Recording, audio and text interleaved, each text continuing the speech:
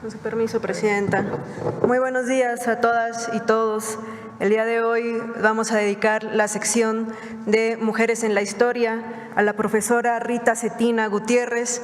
Seguro es un nombre que ustedes escucharon a lo largo de esta semana, porque es así como se va a llamar o lleva el nombre de las becas universales que se van a entregar a partir del siguiente año, iniciando con educación secundaria. Es un gran homenaje a la profesora Rita Cetina Gutiérrez, una profesora yucateca. ¿Cuál va a ser la importancia de reivindicar a las maestras en la historia de nuestro país? Nada más dimensionemos hoy día que de la matrícula de estudiantes normalistas, es aproximadamente 115,000 estudiantes, más de 80,000 son mujeres. Eso nos habla de la amplia cobertura que tienen las mujeres, particularmente en educación básica. 80%, más de 70%, según de acuerdo con el INEGI, son mujeres en educación básica. Es por eso que es muy importante que recuperemos a las maestras, a las referentes históricos que han consolidado el sistema educativo nacional y sobre todo en educación básica. ¿Quién va a ser una de ellas? Rita Cetina. ¿Por qué es tan importante? Ustedes pueden ver en las imágenes parte de la revista La Siempre Viva. Ubiquemos a Rita Cetina en Mérida a finales del siglo XIX, particularmente en 1870. Es una maestra que está poniendo en tela de juicio el que las mujeres no se estén educando en las ciencias.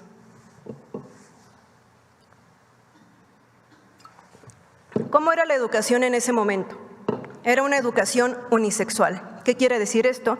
Que sabemos que estaban divididas las escuelas para niñas y para niños.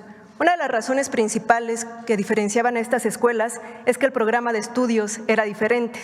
En el caso de las escuelas para varones se enseñaba aritmética, en el de las mujeres rudimentos de aritmética. ¿Por qué? Porque nuestras capacidades eran menores, porque no aprenderíamos ciencias, porque no aprenderíamos este contenido. Entonces la diferenciación en estas escuelas se daba desde el contenido. Y es por eso que maestras como Rita Cetina a finales del siglo XIX empiezan a discutir y ponen en la discusión pública que las mujeres debemos de aprender ciencia, que tenemos las capacidades para aprender ciencia, y va a crear esta fundación, que además de todo va a ser una escuela para las niñas de escasos recursos de la sociedad meridiana, pero además es una sociedad científica y literaria.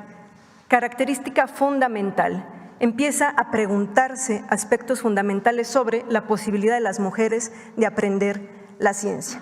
Y algo muy importante que quiero destacar en esta sección de historia, de las mujeres en la historia, es que si tenemos materiales de estas protagonistas, pues es importante que las escuchemos y que las conozcamos de viva voz. Así es que tenemos una muy breve cápsula acerca de qué se preguntaba Rita Cetina a finales del siglo XIX.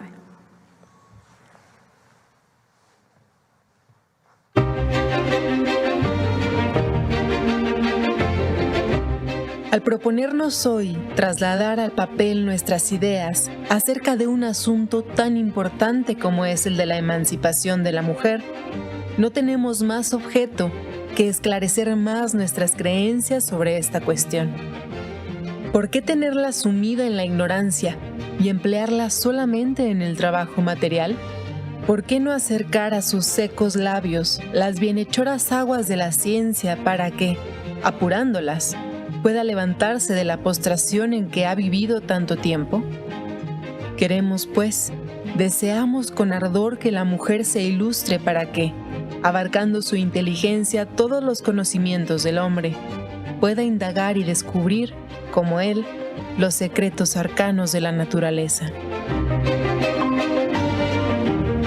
Esto lo publicaba Rita Cetina en 1870 en el número 2 de La Siempre Viva.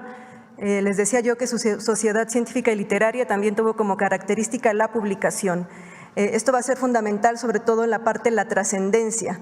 No es casualidad que los primeros congresos feministas mexicanos se hayan dado en Mérida, Yucatán, y que las más de 600 asistentes a esos primeros congresos feministas mexicanos hayan sido maestras.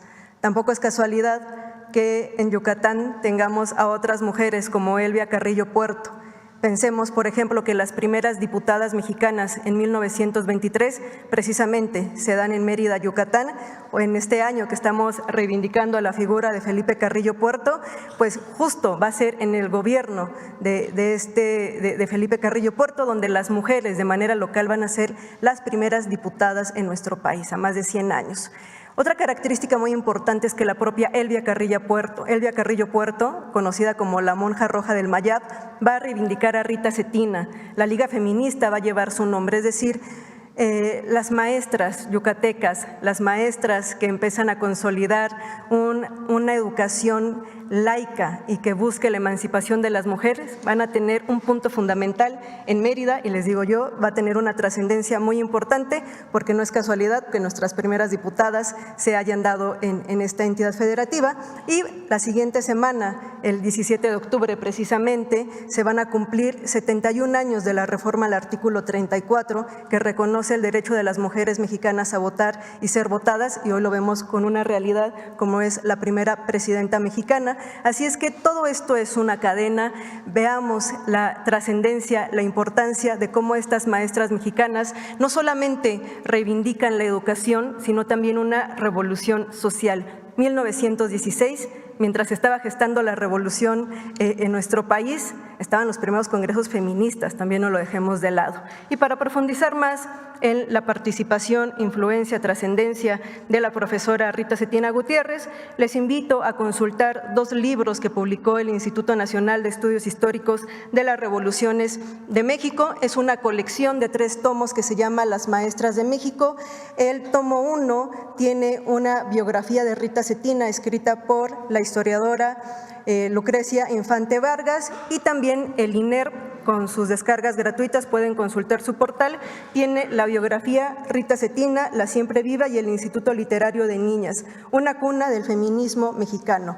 Siempre lo he dicho, Yucatán es la cuna del feminismo en nuestro país y les invito a las y los maestros pues también empezar a tener nuestros referentes históricos. Estoy segura que Rita Cetina, así como en su momento Elvia Carrillo la reivindicó, las mujeres de hoy, las maestras de hoy y la presidenta están otra vez poniendo la discusión de estas mujeres de finales del siglo XIX al día de hoy.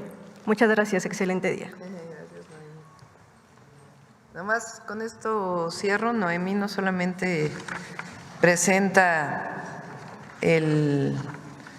esta sección, sino que es la subsecretaria de Educación Básica de la Secretaría de Educación Pública y es maestra. Muchas gracias a todos y a todas.